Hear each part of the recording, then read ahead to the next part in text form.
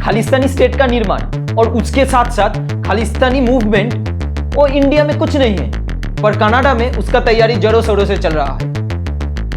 Actually सिखों का कोई स्टेट नहीं हो सकता, क्योंकि ये पूरा भारत देश ही सिखों का है।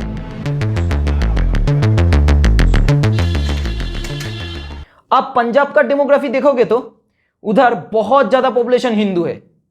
2011 का सेंसेक्स वाइज 39.69% हिंदू है उधर और 56.79% सिख कम्युनिटी रहता है। और इतना सारा सिखों में बहुत कम लोग चाहता है ये खालिस्तानी स्टेट। देखो, जो लोग खालिस्तान एक सेपरेट स्टेट डिमांड करता है, उन लोगों का एक बेसिक कॉन्सेप्ट नहीं है कि ये सिख रिलीजन एक एरिया का रिलीजन नहीं है, पूरा पैन इंडिया रिलीजन है। उन लोगों को यह मालूम नहीं कि प्री ब्रिटिश पीरियड में पूरा पंजाब एरिया में भी सिख मेजोरिटी नहीं था।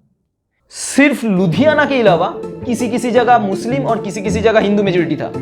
पहले तो पाकिस्तान रीजन में 19.8% सिख पॉपुलेशन थे, पर अब जाकर पाकिस्तान में 0.01% सिख है। कोई अब कुछ नहीं कहेगा। दौरान कीर्तन जब कीर्तन कर रहा था तो अचानक से लाउड स्पीकर कम हो गई, अफरा तफरी मच गई। बोला के नीचे बंदे आ गए, भाई कीर्तन बंद करो। मैंने कहा भाई कीर्तन क्यों बंद करें? ये जबरदस्ती हमारा कीर्तन बंद करवाने की कोशिश कर रहे हैं। हालांकि ये गुरुद्वारा सक्खर का 100 साल पुराना है। 100 साल पुराना हम यहाँ पर बंदगी करते आ रहे हैं। हमारे बड़े पूर्वज यहाँ पर बंदगी करते आ रहे हैं, कभी किसी को तकलीफ नहीं दी। और ये अगर हमें तकलीफ दे रहे, ये कौन सा पाकिस्तान? वो लोग समझते नहीं कि ये देश का इथोस है, हर एक रिलीजियन साथ साथ रहे। हर एक सिख चाहता है कि ये देश के लिए जान दे दे। बहुत सिख इस देश के लिए शहीद हुए हैं। उन लोगों को ये बेसिक बात पता नहीं है कि पंजाब हरियाणा के किसी किसी रीजन से तो कलकत्ता में बहुत ज्यादा सिख पॉपुलेशन रहता है। हाँ, मुझे पता है कि ये देश बहुत रिलीजियस वायलेंस सहन किया है, पर इतना सब कुछ होने के बाद ये देश टूटता क्यों नहीं? टूटेगा कैसे? ये देश तो अंबुजा सीमेंट से बना हुआ है। Sorry kidding. ये अंबुजा सीमेंट मेरे वीडियो को स्पॉन्सर नहीं कर रहा है। स्पॉन्सर क्यों करेगा? मेरे वीडियो देखता कौन है? अंबुजा सीमेंट का बात छोड़ो। एक्चुअली इस देश का अंबुजा सीमेंट है इस देश का डेमोक्रेसी और कॉन्स्टिट्यूशन। और कॉन्स्टिट्यूशन में रहने वाला एक वर्ड सेकुलरिज्म। मैं आप लोगों को प्रूफ कर सकता हूं कि ये देश का एक्चुअली कॉन्स्टिट्यूशन में नहीं, कॉन्स्टिट्यूशन के बाहर भी हर एक आदमी का इथोस है secularism. But my fear, which I must express clearly, is this. Our difficulty, as I said, is not about the ultimate future. Our difficulty is how to make the heterogeneous mess that we have today take a decision in common and march in a cooperative way on that road which is bound to lead us to unity. देखो, मैं भक्त किसी को नहीं मानता। Actually जो logic नहीं समझता उसको ही मैं भक्त मानता हूं। और मेरे लिए देश का ज्यादातर लोग लॉजिक समझते हैं, उसलिए कोई भक्त नहीं है। कोई लेफ्ट विंग हो सकता है, कोई राइट विंग हो सकता है। दोनों का देखने का नजरिया काफी अलग है, पर दोनों ही तो देश का ही विकास चाहता है। मैं इस वीडियो को ऐसे एक्सप्लेन करने की कोशिश करूंगा कि दोनों को ही समझ में आए। आप बहुत राइट विंग ऑर्गेनाइजेशन बोलेंगे कि ये सेकुलरिज्म वर्ड तो कॉन्स्टिट्यूशन में नहीं था, बाद में लाया गया। पर मैं प्रूफ कर सकता हूं कि इस कॉन्स्टिट्यूशन का बेसिक कैरेक्टरिस्टिक है ये सेकुलरिज्म वर्ड। कॉन्स्टिट्यूशन क्यों?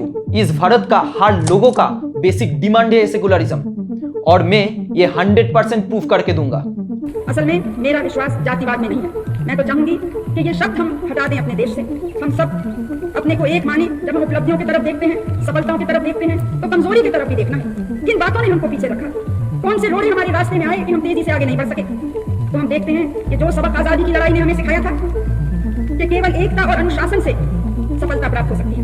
आज जाने या अनजाने कुछ ऐसे लोग हैं जो जाति के नाम से समाज को चोट पहुंचाते हैं, धर्म के नाम से धर्म को ही धक्का पहुंचाते हैं। ये है हमारी कमजोरी। इस कॉन्स्टिट्यूशन का 10 आर्टिकल है जिसमें यह प्रूफ होता है कि यह देश का डेमोक्रेसी सेकुलरिज्म को मेंटेन करने के लिए ही बनाया गया है, जिसमें 9 तो फंडामेंटल राइट्स का हिस्सा है और एक हमारा फंडामेंटल ड्यूटी में पड़ता है। मैं एक के बाद एक आर्टिकल पढ़ के आपको बोर नहीं करने वाला हूं। मैं पढ़ना शुरू करूंगा तो ये वीडियो पूरा बोरिंग हो जाएगा। मुझको ट्रस्ट नहीं है तो खुद पढ़ लो। मैं ये आर्टिकल नंबर बता देता हूं।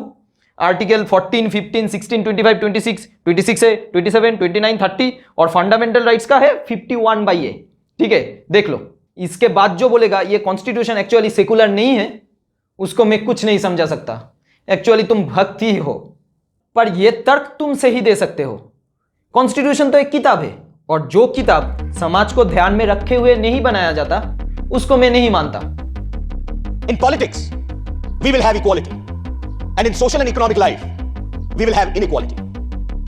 In politics, we will be recognizing the principle of one man, one vote, and one vote, one value.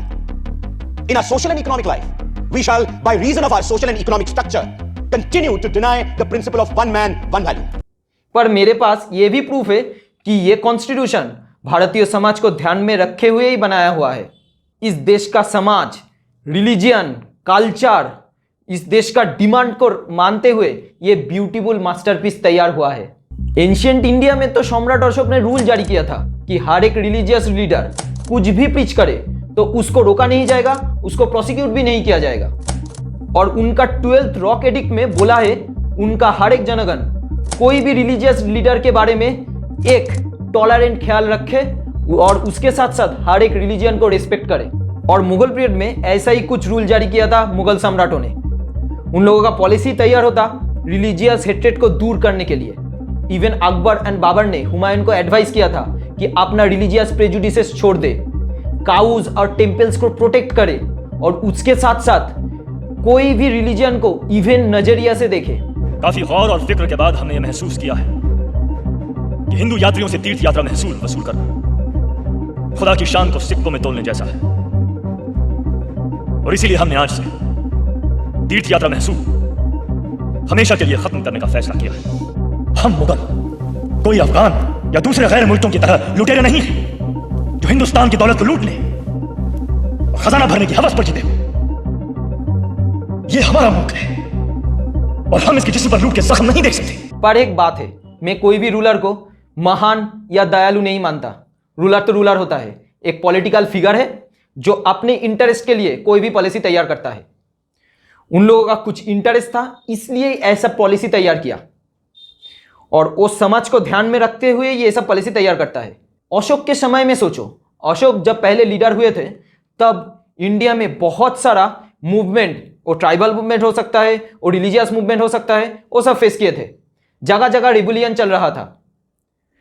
इस रिवोल्यूशन को रोकने के लिए अशोक ने इस रास्ता अपनाया था, क्योंकि जितने आदमी को आप एक साथ रख पाओगे उतना ही एक देश को कंट्रोल करना बहुत आसानी होगा। मुगल पीरियड में भी ऐसा ही हुआ था। ये लोग चाहते थे कि पूरा देश एक साथ रहे तो इतना झमेला नहीं होगा और रूल करने में बहुत आसानी होगा और कंट्रोल भी रहेगा हर एक रिलीजन के ऊपर। और इसलिए ही तो औरंगजेब के टाइम से पूरा मुगल साम्राज्य का पतन शुरू हो गया था, क्योंकि औरंगजेब का रिलीजियस प्रेजुडिसेस तो हम सभी जानते हैं। शिक्षा स्टार्ट हुई। औरंगजेब ने राजनीति, मिलिट्री टैक्टिक्स और इस्लाम के बारे में सीखा। हिस्टोरियन जदुना सरकार ने बताया कि एक बहुत छोटी सी उम्र से ही औरंगजेब कुरान और हदीस में एक्सपर्ट बन गए थे। कहा जाता है कि औरंगजेब कई बुजुर्गों से मिलते थे जो इस्लाम में एक्सपर्ट्स थे और उनसे बात करते थे। फिर औरंगजेब इस्लाम की एक गहराई में भी चले गए, वो भी कंजर्वेटिव इस्लाम की गहराई। कहा जाता है कि बादशाह बनने की बजाय उनका इस्लाम पर ज्यादा ध्यान था। देखो, लगभग 3500 या 4000 साल पहले इंडिया में जब आर्यन लोग वैदिक रिलीजन लेकर आए थे तब इंडिया में ट्राइबल पीपल एक एक जगह एक एक ट्राइबल गॉड एंड गॉडेस को पूजते थे।